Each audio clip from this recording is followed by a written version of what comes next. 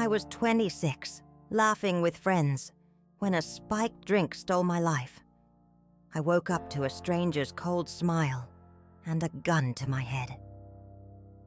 "Your life is mine now," he said. 50 years later, I'm here to tell you how I survived the hell of human trafficking. Before I share the pain I kept silent for decades, I ask you to join me. Subscribe and hit the bell to honor survivors like me. Every click says our stories matter, that our voices will not be silenced. Together, let's illuminate this darkness and give hope to those still trapped. I still remember the smell of freshly brewed coffee and the sound of cars passing below my window that morning. It's strange how memory holds on to these small details, isn't it? My name is Sofia Garcia, and today, at 73 years old, I have decided to share with you the story that changed my life forever. A story that for many years I kept hidden deep in my heart, like someone hiding a wound they don't want anyone to see. It was April 1978. I was 26 and working as a psychologist at a psychiatric hospital in Dublin, Ireland. I came from a humble family in Cork, Ireland, but with great effort I had managed to study and build a career. I was proud of my work, of being able to help people suffering from mental disorders. What an irony that I, who helped others overcome their traumas, would end up living through such a profound one that would mark every day of the rest of my life. On April 23rd, 1978, a day I will never forget, I met my friends Sarah and Fiona for dinner at a restaurant. I remember wearing a blue dress my mother had given me for my birthday. We had dinner, laughed, shared anecdotes from work. It was a normal night, like so many others. We decided to go to a well-known nightclub afterward, the Royal Club. I wasn't much of a party-goer, but that day I wanted to have fun, relax after an intense week at the hospital. "Don't drink too much, Sophia," Sarah told me as we entered the club. The music was very loud. Colored lights illuminated the dance floor. I ordered a cocktail and started dancing with my friends. The atmosphere was pleasant. People were having fun. I felt happy, free, without imagining that this feeling of freedom would be the last I would experience for a long time. Around midnight, I started feeling strangely dizzy. I had only had one cocktail and half of the second, but my body felt as if I had drunk 10. The music started sounding distorted. The lights bothered me. I felt like I couldn't breathe. "I'm going to the restroom," I told Fiona, who looked at me worried. "Are you okay? You look pale." I told her I just needed to freshen up a bit, that I'd be right back. I walked towards the restroom, but each step became more difficult. The walls seemed to move. The people around me became blurry shadows. I don't remember reaching the restroom. I don't remember anything else from that night. It's as if someone ripped those pages from the book of my life. The next thing I remember is waking up in a room I didn't recognize.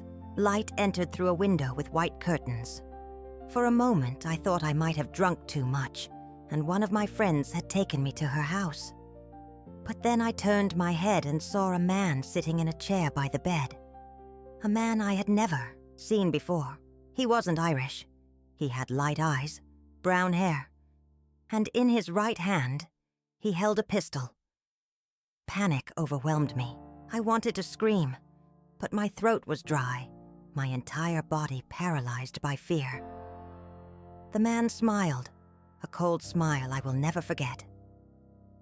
"Good morning, Sleeping Beauty," he said in English with an American accent. "You can call me Marcus, and as of today, your life will never be the same. I have lived 70 years already, and even today, when I close my eyes, I can see that smile. I can hear that voice. Marcus. That's what he wanted us to call him. I found out his real name years later during the trial. But for me, he will always be Marcus, the man who turned my life into hell. That first morning, Marcus explained that I had been selected, as if it were an honor, as if I should feel grateful. He told me I had the beauty and youth that his clients appreciated. I tried to get up, to run, but my body was still weak from the drug they had put in my drink. "Don't try to escape," he warned me, showing me the pistol. "You have nowhere to go. You are very far from Dublin, and no one knows where you are." That same night, Marcus abused me. They were the longest and most painful hours of my life. I screamed, cried, begged him to stop, but that only seemed to increase his pleasure. When he finished, he forced me to take a pill.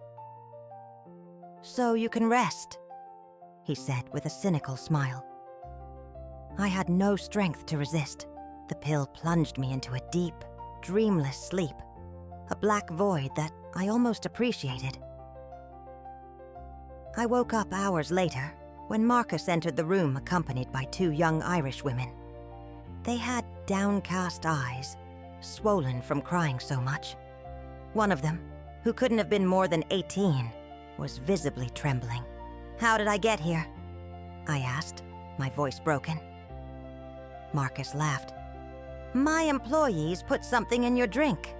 If you're here, it's because you didn't watch your glass carefully. You should be more careful, psychologist." Knowing he knew my profession terrified me even more. How long had they been watching me? How much did they know about me? "We're going on a trip," Marcus announced. "The 3 of you. And I want you to behave." They took us to a large house in Cork, about 550 kilometers from Dublin. There I met other young women, some from Poland, others from Ukraine. And there was also Eleanor, an American who seemed to be Marcus's right-hand woman. She gave us orders, watched us, punished us if we didn't obey. "Listen carefully," Eleanor told us that first night. "Each of you will have your own room. There are cameras installed everywhere. Don't try to ask for help. Don't try to escape. If you do, not only will you suffer, but your families will too. We have people watching your loved ones. To prove it, she showed me a photo of my mother and my 2 younger sisters, taken outside our house in Cork. The message was clear. If I tried anything, they would pay the consequences. The following days were hell. They forced us to dress in provocative clothes, to wear makeup, to smile at the clients who came to the house. Men from different countries, especially from France, Germany, and Spain. Men who paid for us, who treated us like objects, who used us and then left, to be replaced by others. We couldn't talk to them beyond what was necessary. We couldn't tell them our real names or ask for help. We knew they were constantly watching us, that any attempt at communication would be detected and punished. One night, desperate, I spoke to a young Irish woman named Maeve. I whispered that we had to try to escape, that if we worked together, maybe we'd have a chance. I didn't know that even when we didn't see cameras, they were listening to us. Marcus found out about our conversation. He took me to a secluded room, hit me so hard I fell to the floor. Then he started kicking my stomach. The pain was unbearable. I begged him to stop, but each plea seemed to enrage him more. When he finally stopped, I could barely move. He grabbed me by the hair, pulled my face close to his, and said, "Next time you'll leave here in a plastic bag." That night, lying in my bed, my body aching and my soul broken, I thought about committing suicide. I thought that perhaps death would be kinder than that life. But then I thought of my mother, of my sisters. I couldn't give up. I couldn't let them be harmed. The following weeks, I learned to survive, to show no emotions, to not resist, to be what they wanted me to be. On the outside, I became a doll without will, But inside, I kept alive the hope that someday I could escape, that someday I would be free again. On May 5th, a French man in his 50s abused me for an hour. When he left, I collapsed. I cried like I hadn't cried since I arrived at that place. I cried for the life I had lost, for the person I had been, for the dreams that had vanished. Marcus entered the room, looked at me with contempt. "Everything will be easier when you accept that this is your life now," he told me. "Accept it, and it will be better for you. Now stop crying, wipe your face, and get ready, because there's a new client waiting." As time passed, my body began to deteriorate. I lost weight. My hair started falling out. When I looked in the mirror, I saw a stranger, a ghost of the woman I had been. They sold us to between 12 and 17 men every day. We had no rest, no peace. One day during my period, I refused to be with clients. I explained to Eleanor, thinking that as a woman she might understand me. She looked at me coldly. "Do you think you have a choice? Be content that this is your life from now on. This time I'll let your defiance pass. But the next time you come with any excuse, you know what awaits you." Fear became my constant companion. Fear of beatings, fear of clients, fear of Marcus and Eleanor, fear that they would harm my family. Fear kept me obedient, submissive. Marcus traveled with 3 girls to another city, and an Irish man named Patrick was left in charge of us. He was even more violent than Marcus. The day he arrived, he gathered us in the living room and told us, "The life you've had these past few days with Marcus were vacation days. That's over." For no reason, he grabbed one of the young women by the hair and began to hit her in the face.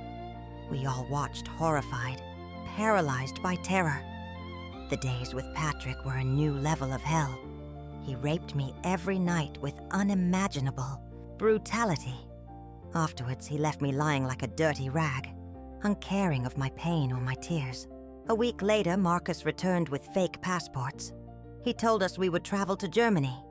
He showed each of us photos of our families and warned us that if we tried to ask for help or make any signal at the airport, he would give the order to harm them. On June 10th, 1978, Eleanor, Marcus, 3 young Irish women and I embarked for Germany. We were divided into 2 groups of 3 people so as not to attract attention. They took us to Berlin, where we spent 4 weeks. There they sold us in large luxury hotels and at private parties in the homes of millionaire men.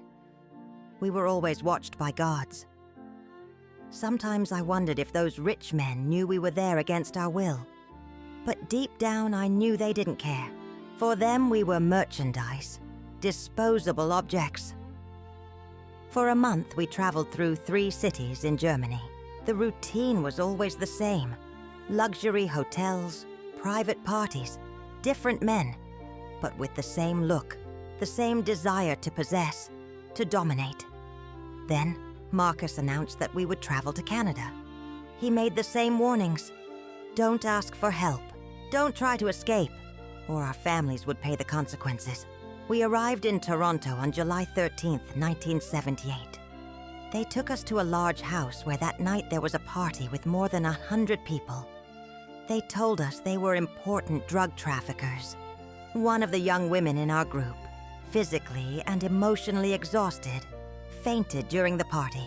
Marcus ordered her to be thrown into the pool to wake up quickly. The guards obeyed.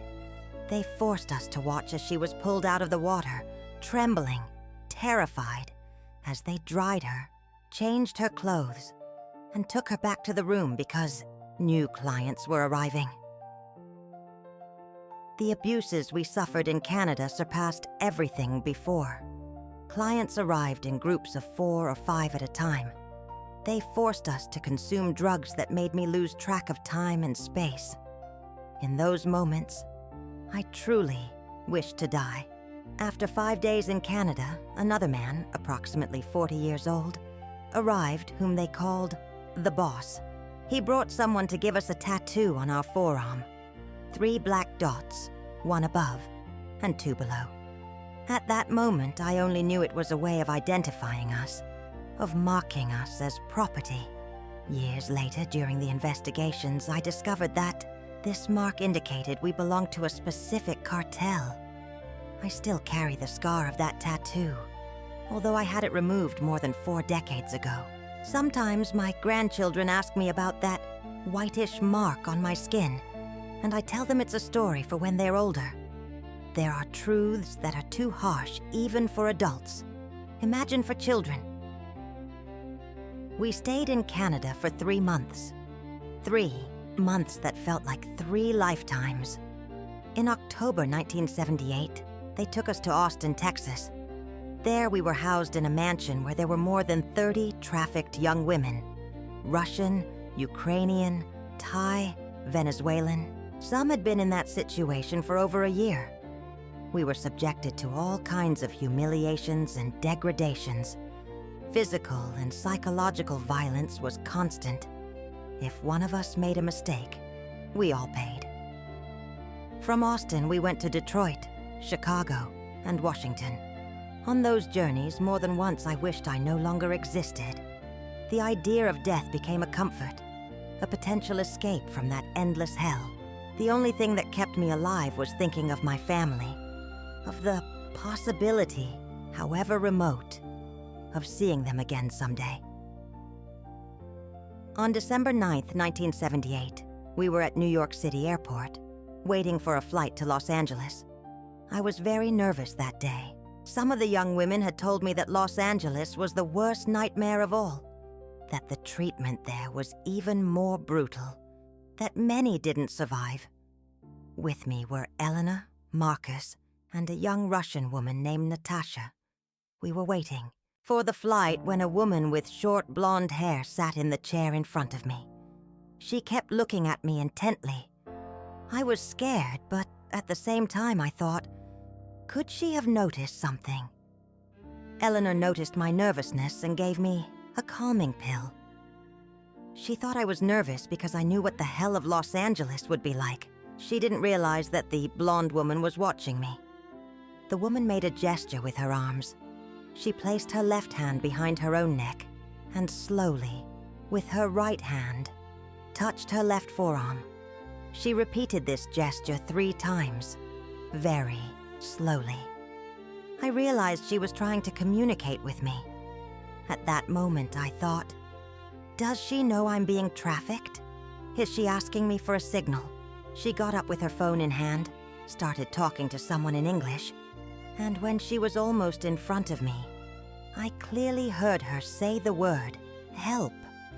Help is a word that means assistance, a universal cry.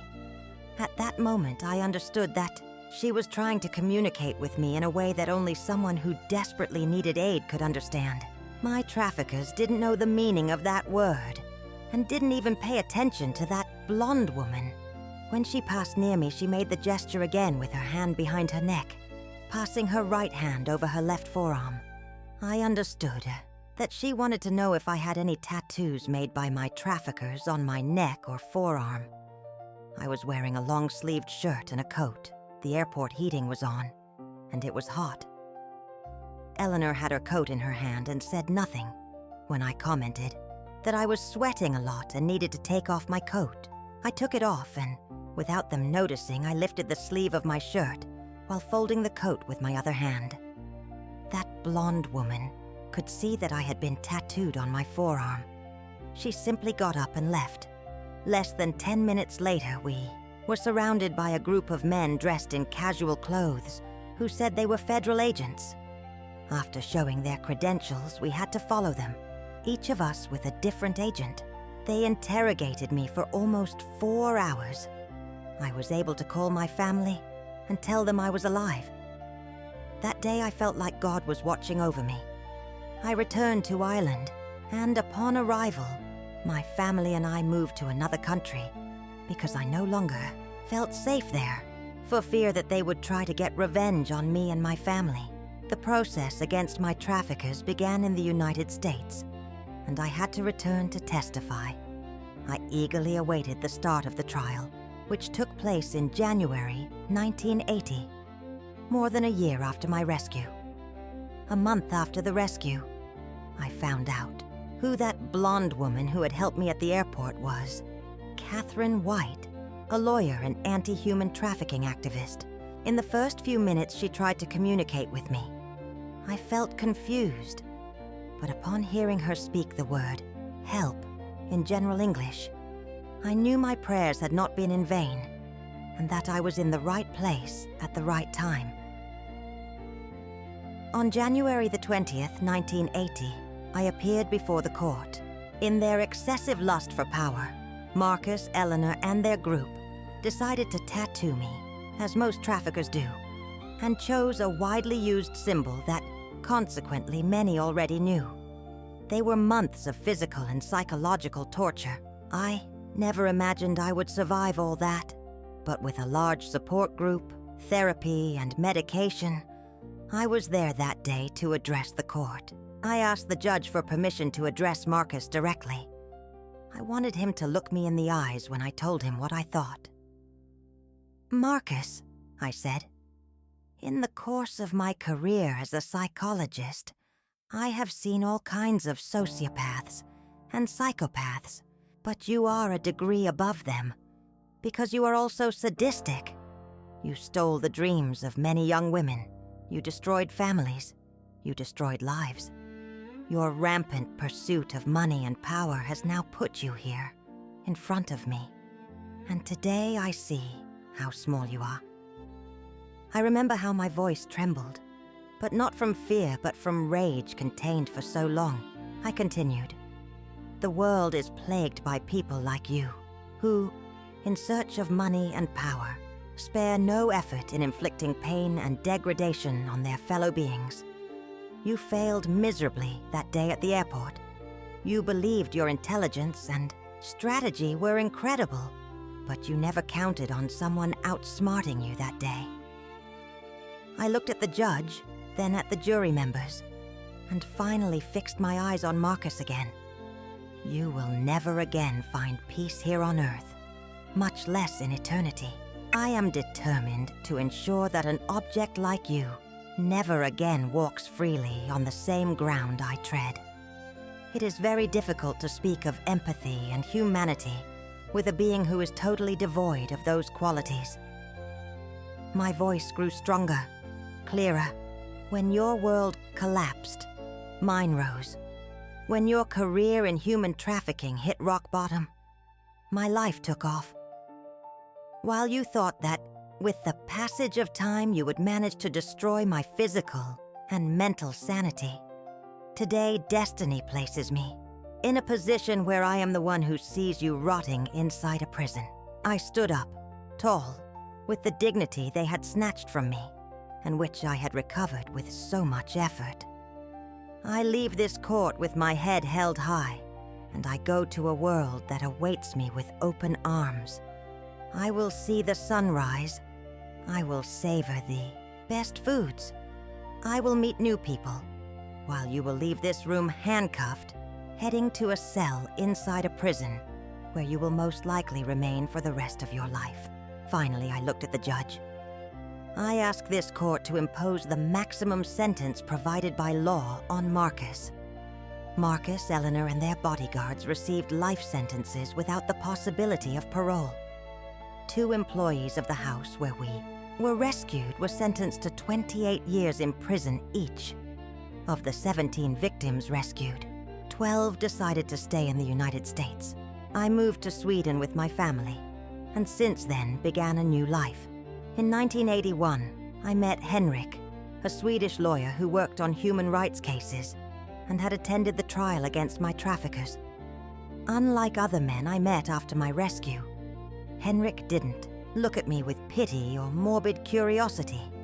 He saw me as a complete person, not just as a victim. Our relationship began as a friendship. He helped me with the legal aspects of my case, advised me on how to settle in Sweden, introduced me to people who helped me rebuild my life. Little by little, that friendship transformed into something deeper. It was very difficult for me to trust again, to feel again, to allow someone to touch me again. Henrik had infinite patience. He never pressured me, always respected my timing, my fears, my visible and invisible scars. We got married in 1983, in a small ceremony with only our closest friends. My mother and sisters came from Ireland. Catherine White, the woman who had saved me, was my maid of honor. That same year, I resumed my career as a psychologist, specializing in the treatment of people with post-traumatic stress disorder. I wanted to use my personal experience to help others who had gone through traumatic situations. In 1985, our daughter, Isabella, was born. Holding her in my arms for the first time was an indescribable experience. I felt a love so pure, so unconditional, that it made me cry. 2 years later, in 1987, Liam arrived. Our family was complete. Being a mother after what I had lived through was not easy. I had irrational fears. I overprotected my children. I woke up in the middle of the night to check that they were okay, that no one had taken them. Henrik understood my fears. He helped me manage them without judging me. As my children grew, I had to decide how much to tell them about my past. I didn't want to hide the truth from them, but I also didn't want to burden them with the weight of my trauma. When Isabella turned 15 in 2000, I told her a softened version of my story. Liam learned it 2 years later. Both reacted with a maturity that surprised me, with compassion, with indignation at what had been done to me, but also with admiration for how I had survived and rebuilt my life. In 1990, 12 years after my rescue, I gave my first public interview. It was for a small Swedish newspaper that was doing a report on human trafficking. Speaking publicly about my experience was terrifying, but also liberating. For the first time, I felt that I was turning my pain into something useful, that my testimony could help raise awareness, to prevent other young people from falling into the same traps. That interview led to others, to invitations to speak at universities, at human rights conferences, in training programs for police and social workers. Little by little, I became a voice against human trafficking, not only in Sweden, but internationally. In Amar, 1995, together with Catherine White, I founded the HELP Foundation, named for its universal meaning, an organization dedicated to the prevention of human trafficking, the rescue and recovery of victims, and the legal prosecution of traffickers. What began as a small initiative based in Stockholm grew into an international network with offices in 15 countries. Over the years, the HELP Foundation has helped rescue more than 10,000 human trafficking victims and has contributed to the capture and conviction of hundreds of traffickers.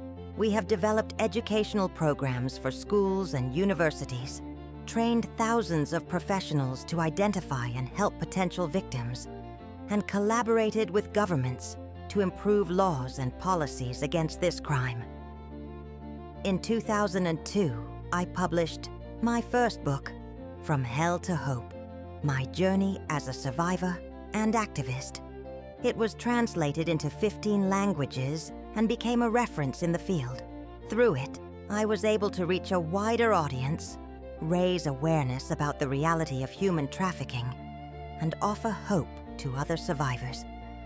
In 2005, the UN appointed me Goodwill Ambassador against human trafficking.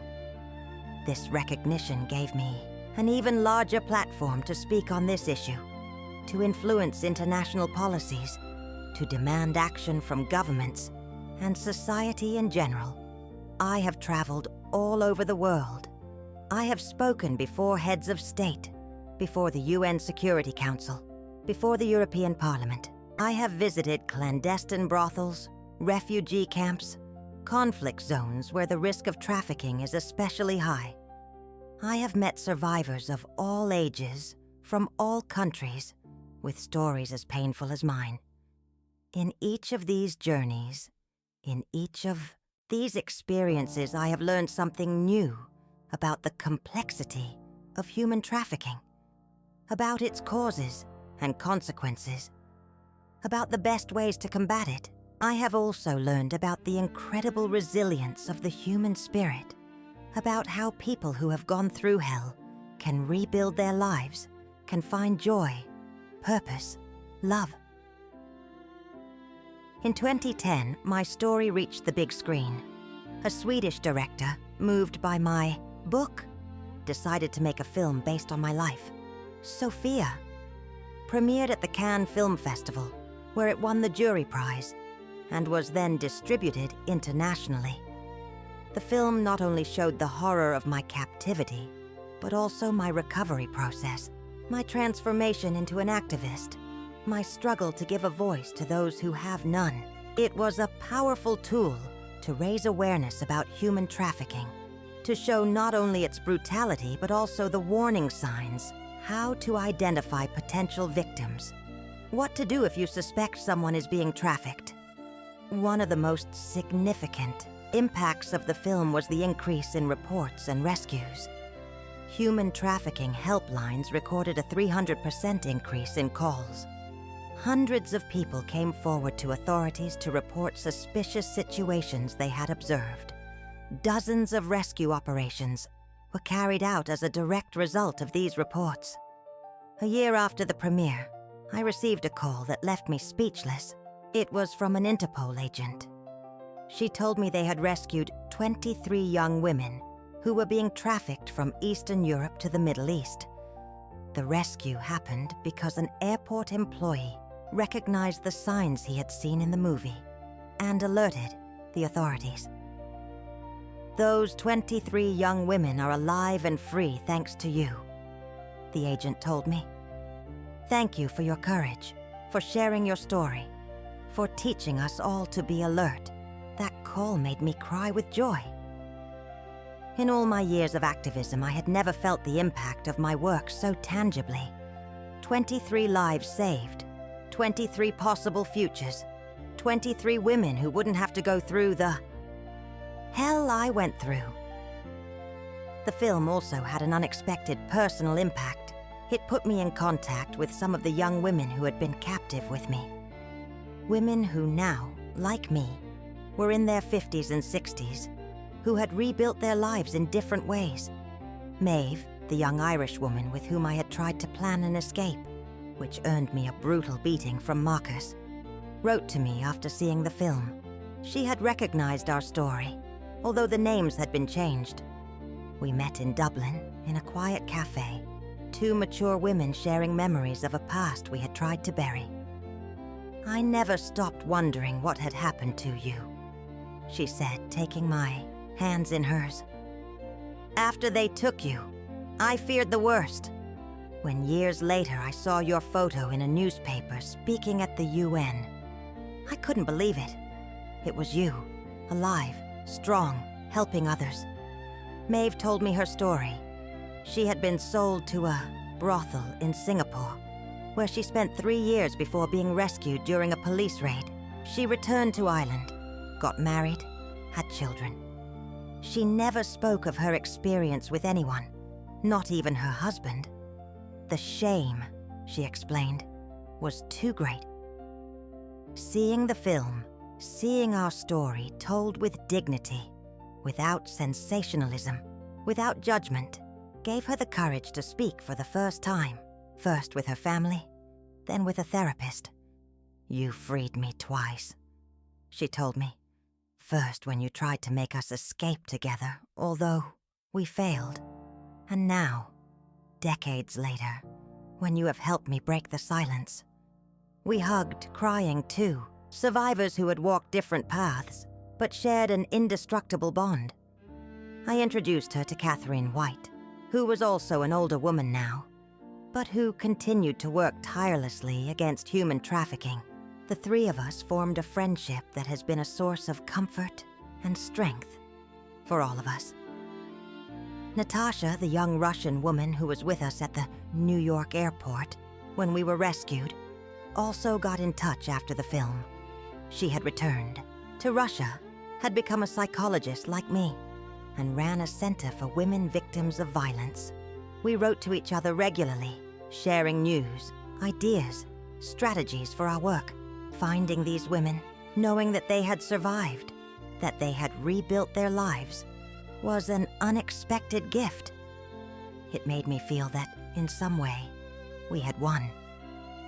Despite everything they did to us, despite their attempts to destroy us, we were here, alive, strong, connected. In 2013, I received the news that Marcus had died in prison. I felt no joy upon hearing it, not even relief.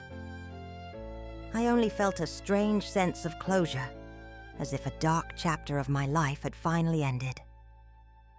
Over the decades, my work against human trafficking has evolved, adapting to new realities, to the new forms this crime takes. What in the 70s was primarily a physical business, with recruiters operating in nightclubs or on the streets, today has transformed into a sophisticated operation that uses the internet, social media, dating apps, and video games to recruit its victims. Technology has changed enormously since my youth. When I was kidnapped, there were no mobile phones. The internet was a distant dream. Social media hadn't even been conceived. If I had had a smartphone that night at the club, maybe I could have called for help before losing consciousness. Or maybe they would have found it and taken it away immediately. Technology is a double-edged sword in the fight against human trafficking. On the one hand, traffickers use it to recruit and control their victims. On the other, we use it to identify potential cases, to track criminals, to raise awareness and educate the public. At the Help Foundation, we have developed applications that allow people at risk to send discreet alerts if they suspect they are being recruited. We use artificial intelligence to identify suspicious patterns on social media. We collaborate with technology companies to detect and eliminate exploitation-related content. My life has spanned several technological eras, from the pre-digital age to the current information age. I have seen how the world has changed, how communications have become instantaneous, how borders have blurred in the virtual world. And I have seen how human trafficking has adapted to these changes, how it has found new ways to operate, to recruit, to exploit. In 2015, when I turned 63, I decided to step back from my operational work with the Help Foundation. I remained the honorary president, advising on strategies and policies, but I left the daily operations in the hands of a young and dynamic team, led by my daughter, Isabella, who had followed in my footsteps in the fight against human trafficking. That same year, I received one of the greatest joys of my life, the news that I had been nominated for the Nobel Peace Prize for my work. The nomination came from a group of Nordic parliamentarians and was supported by more than 50 international organizations. I didn't win the Nobel that year, but the nomination itself was a significant recognition that gave greater visibility to our cause. I received invitations to speak at forums where I would not have had access before. I got meetings with leaders who would not have received me before.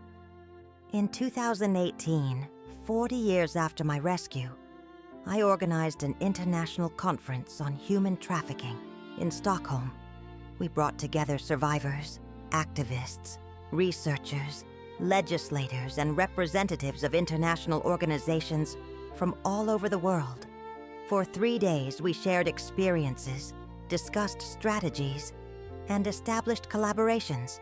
One of the most emotional moments was when 15 survivors from different eras and countries took the stage together. The youngest was 18, recently rescued from a trafficking network in Eastern Europe.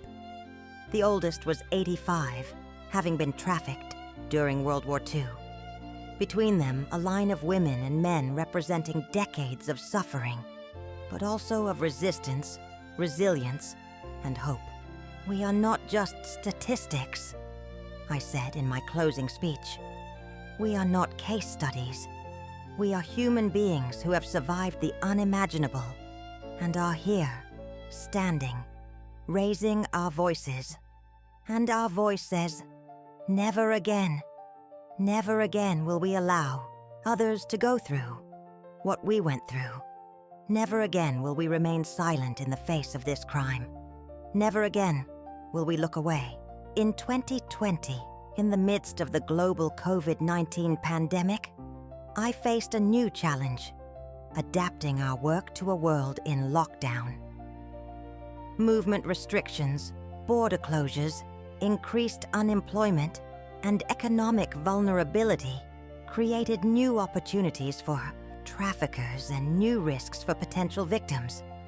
At the Help Foundation, we developed online aid programs, created a 24/7 virtual emergency line available in multiple languages, and adapted our awareness campaigns to reach people who are now spending more time online than ever before.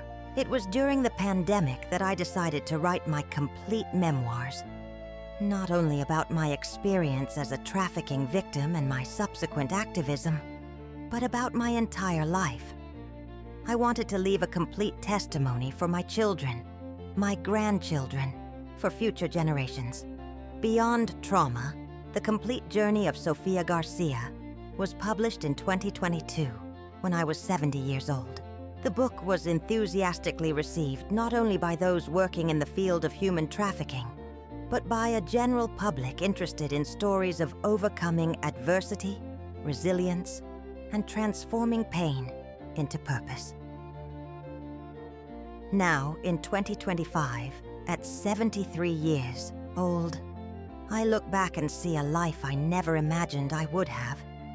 A life marked by the deepest pain, but also by the purest love, by achievements I never dreamed of reaching, by connections that have sustained me in the darkest moments.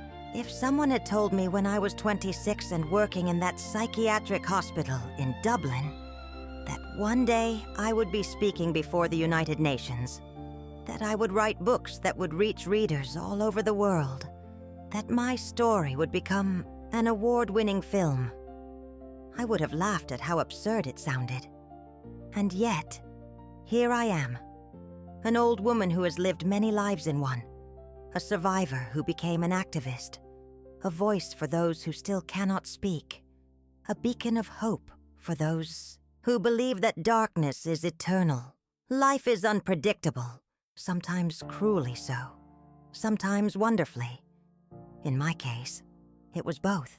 Cruelty found me that night at the club, when a drug in my drink changed the course of my existence. Wonder found me many times afterward, at the New York airport, when Catherine saw me and decided to act. In court, when I could face my traffickers, in every hug from my children, in every smile from my grandchildren, in every person who has been helped by my work. Human trafficking is a crime that feeds on silence, ignorance, indifference.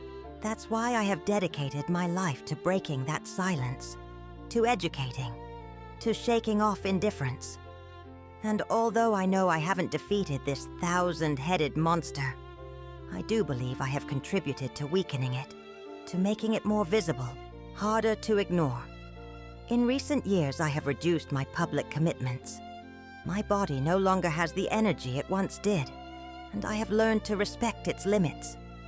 But I remain active in other ways, writing, advising the Help Foundation, mentoring young activists, participating in video conferences and webinars. My home in Sweden has become a quiet refuge, a place where I can rest, reflect, enjoy the small daily joys that were denied to me for so long. The garden that Henrik and I cultivate, the books I read on rainy afternoons, the visits from my children and grandchildren are treasures I value deeply.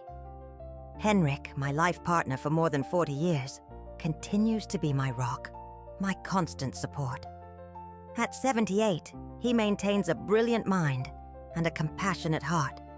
He has retired from active legal practice, but continues to advise young lawyers working on human trafficking and human rights cases. Our children have followed their own paths, always guided by a strong sense of justice and compassion.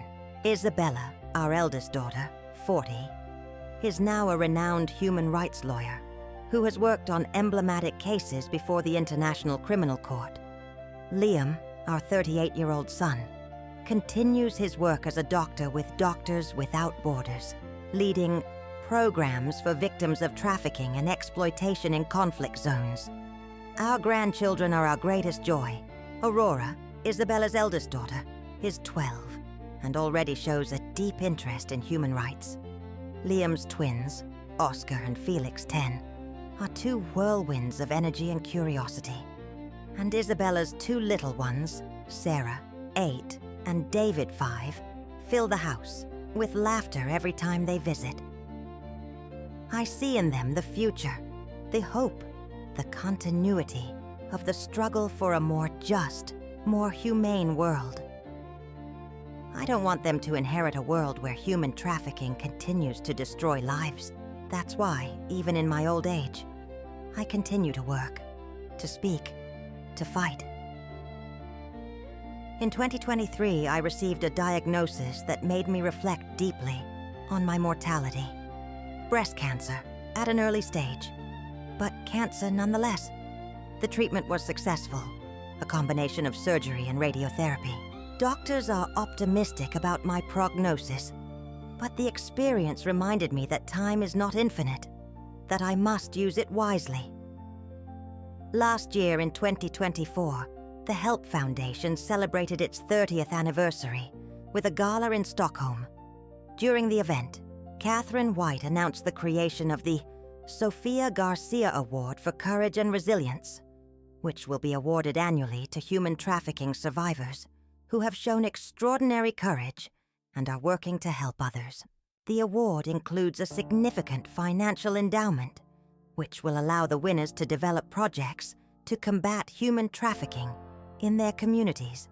The first award will be presented this year, 2025, coinciding with the World Day Against Trafficking in Persons. I was deeply moved by this recognition, to know that my name would be associated with courage and resilience, not with victimization, that my legacy would be one of hope, not despair, that my story would inspire others to act, to fight, to never give up. Today, as I tell you my story, I am aware that human trafficking remains a devastating reality. In 2025, it is estimated that there are more than 50 million victims worldwide. It is a business that generates billions of dollars a year, more than drug and arms trafficking combined. Traffickers have evolved, adapting to new technologies, finding new ways to recruit and exploit their victims. Social media, dating apps, online video games, all have become tools for predators. But we, those who fight against them, have also evolved. We have better laws, better investigation tools, better international cooperation. We have more public awareness, more people willing to report, to intervene, to not look away. And most importantly, we have more survivors raising their voices, telling their stories, leading change. People who, like me, refuse to be defined by what was done to them, who have found the strength to rebuild their lives and help others do the same. My message to anyone trapped in the webs of human trafficking, to anyone going through the hell I went through, is simple. You are not alone. There are people looking for you, fighting for you, waiting for you. Don't lose hope. Don't give up. Freedom is possible. Healing is possible. A life after trauma is possible. And my message to everyone else is equally simple. Open your eyes. Be vigilant. Learn to recognize the signs. Don't be afraid to intervene, to report, to act. A simple action, like Catherine's that day at the airport, can save a life. A simple decision not to look away can change someone's destiny. Human trafficking thrives in the shadows, in silence, in indifference. That's why it's so important to speak, to educate, to raise awareness. That's why I keep telling my story, despite the pain it sometimes causes me. Because I know that every time I tell it, someone listens. And that person who listens can be the one who saves the next victim, who reports the next trafficker, who changes a life. There's a phrase that has accompanied me throughout all these years, that has been my mantra in moments of doubt, tiredness, discouragement. It's a phrase from the Irish poet W.B. Yeats. Though leaves are many, the root is one. The traffickers cut my flowers, destroyed my youth, stole years I will never recover. But they could not stop my spring. They could not prevent me from blooming, again from finding love, purpose, joy. They could not extinguish the light within me, that light that today I share with you, with the world. My life has not been easy. It has been marked by the deepest trauma, by pain, by moments of darkness that seemed endless.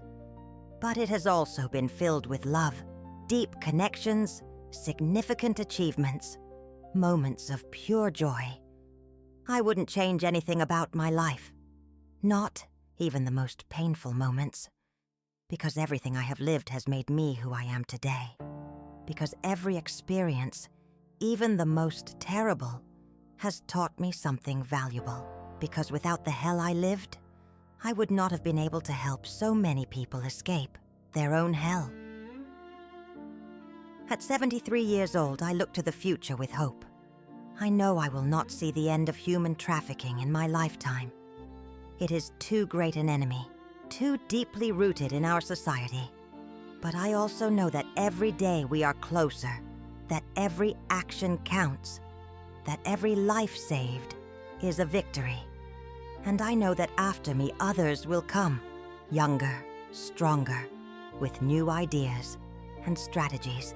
My children, my grandchildren, the thousands of young people who have heard my story and felt inspired to act. They will continue the fight. They will carry the torch when I no longer can. This is my story, a story of pain and resilience, of trauma and healing, of darkness and light. A story I share with you not to inspire pity, but to inspire action, to remind you that each of us has the power to make a difference, to change a life, to be the light in someone else's darkness. Like that blonde woman at the airport who saw a scared young woman and decided to act. Like that airport employee who, years later, recognized the signs of trafficking thanks to my movie and saved 23 young women. Like that Irish student who read my book and avoided falling into a similar trap to the one that captured me. Small actions, big consequences, lives saved, futures possible, hope restored. That is what I seek every day of my life. That is what I hope to inspire in those who hear my story. That is what I wish for the world I will leave to my grandchildren when I am no longer here. A world where all people are truly free. A world where human trafficking is only a dark memory. A world where human dignity is universally respected. A world where no young woman has to go through what I went through. A world where every person can live their life in freedom, with dignity, without fear. That is my dream. That is my legacy. That is my hope for the future.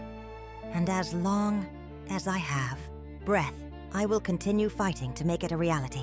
I will continue telling my story, raising my voice, inspiring action. Because I know, with absolute certainty, that even the deepest darkness can be overcome by light. That even the most devastating trauma can transform into purpose. That even after the most terrible hell, there can be hope, healing, life. This is my truth. This is my story. This is me, Sofia Garcia, survivor, activist, woman who refused to be defined by what was done to her and found the strength to define herself. Throughout these decades, I have learned many valuable lessons that I want to share with you. Lessons about human trafficking, about recovering from trauma, about transforming pain into purpose. The first lesson is that human trafficking can affect anyone. No matter your educational level, your social class, your country of origin. I was an educated psychologist, middle class, with a promising career.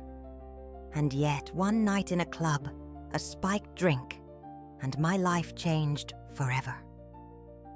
Traffickers do not discriminate. They look for vulnerabilities, moments of carelessness, opportunities to exploit. The second lesson is that human trafficking is not always obvious. People have a mental image of what a trafficking victim is: chained, beaten, visibly terrified. But the reality is much more complex. Many victims appear free at first glance. They can go out, even interact with other people. But they are controlled by threats, by debts, by fear of what might happen to their families. During my captivity, I traveled on commercial planes, stayed in luxury hotels, attended parties in luxurious homes. No one suspected anything. Or if they did, they looked away. I learned to smile when ordered, to behave normally in public. The terror was there, constant, but invisible to those who didn't know what to look for. The third lesson is about warning, signs. There are certain signs that may indicate someone is being trafficked. Unusual marks or tattoos, like the 3 dots they forced me to get. Disheveled appearance or signs of physical abuse. Extreme fear or anxiety. Lack of control over their own money or documents. Inability to speak freely or always in the presence of someone who seems to control them. If Catherine hadn't recognized those signs in me that day at the airport, if she hadn't acted, I probably would have died in Los Angeles, like so many other young women who weren't lucky enough to be seen, to be recognized, to be saved. The fourth lesson is about recovery. Human trafficking leaves deep scars, physical and psychological. Recovery is not a linear process. There isn't a magic moment when you wake up and are cured. It's a long journey, with advances and setbacks, with good days and days when the trauma feels as fresh as if it happened yesterday. For years after my rescue, I had nightmares almost every night. I would wake up screaming, drenched in sweat, convinced I was still in that house in Canada or in that hotel in Germany. I had panic attacks in seemingly harmless situations. A man with an accent similar to Marcus's, the smell of a perfume one of the clients used, a room with the same layout as one of the rooms where I was abused. Therapy was fundamental in my recovery process. Dr. Helen Peterson, a psychologist specializing in trauma, helped me understand what was happening to me, to develop strategies to manage flashbacks and panic attacks, to rebuild a healthy relationship with my body and my sexuality. One of the techniques that helped me the most was narrative therapy. I learned to tell my story, first only to Dr. Peterson, then to small groups of other survivors, finally in public. Each time I told my story, I felt that I was regaining a little more control over it, that it stopped being something that had happened to me to become an integrated part of my identity, not my entire identity. The fifth lesson is about the power of community. No one recovers alone. We need a support network.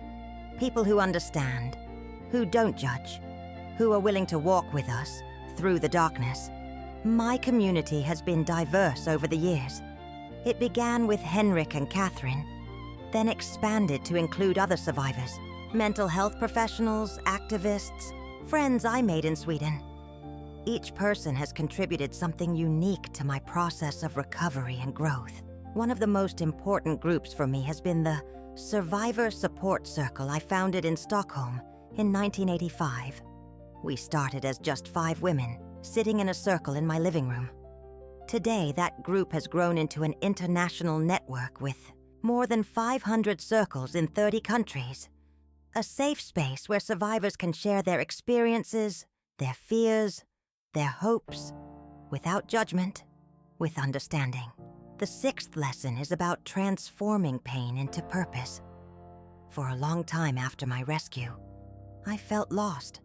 My identity as a psychologist, as a daughter, as a woman, had been profoundly altered by what I had lived through.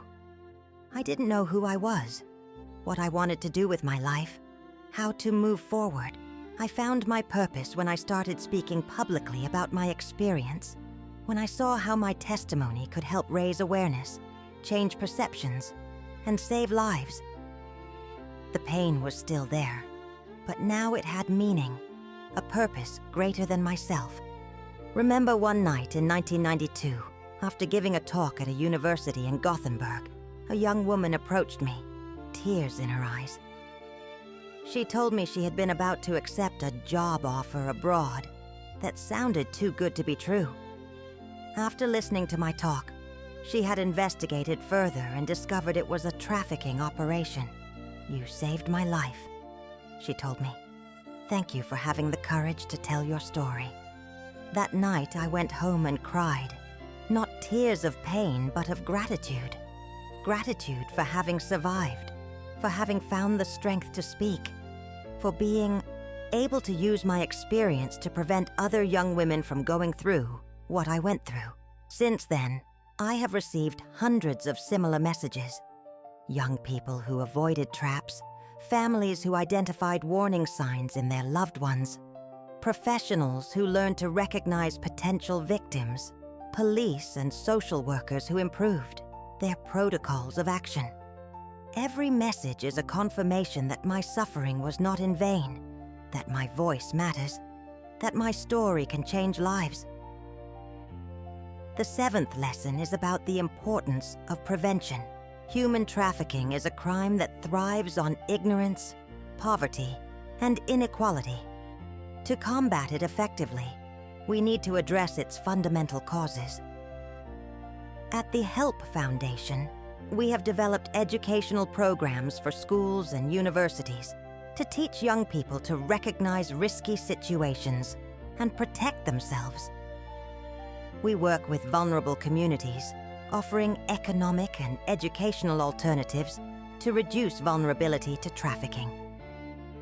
We collaborate with governments to improve laws and policies to close the loopholes that allow traffickers to operate with impunity. Prevention is key. For every life we save, for every victim we rescue, there are hundreds who never fall into these networks because they have been educated, because they have options, because they know the risks. The 8th lesson is about the evolution of human trafficking over time. When I was kidnapped in 1978, the world was very different. There was no internet, no mobile phones. Borders were harder to cross.